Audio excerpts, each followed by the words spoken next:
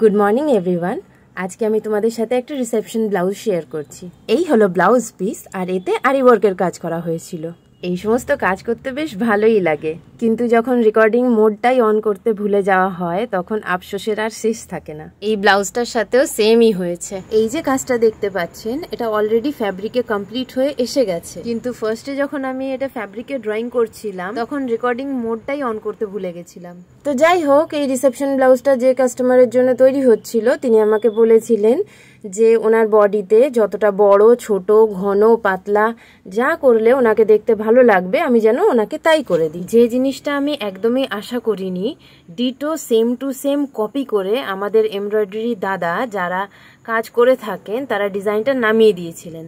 আর আমি তাদের কাছে অনেক গ্রেটফুল যে ওনাদের জন্য আমরা এত সুন্দর সুন্দর কাজ পেয়ে থাকি। এই কাপড়টা আসার পরে বডিটা অনেকটাই ফাঁকা লাগছিল, তাই কিছু মতির কাজ দিয়ে বডিটাকে ভরিয়ে দেওয়া হয়েছিল। যেমন ভাবে আমি অলওয়েজ ব্লাউজ বানিয়ে থাকি প্রিন্সেস কাটে, সেরকম ভাবেই করা হয়েছিল। আর এটা হচ্ছে ফ্রন্ট পার্টটা।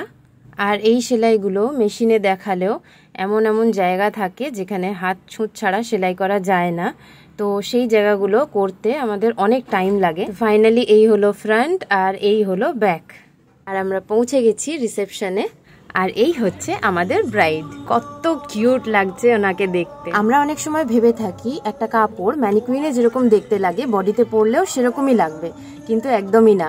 বডিতে পরলে কাপড়টাকে দেখতে আরো সুন্দর লাগে।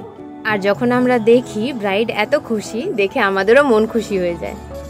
আমার ফুল গ্রুপের তরফ থেকে তোমাদেরকে অনেক শুভেচ্ছা, and wishing you guys a happy married life.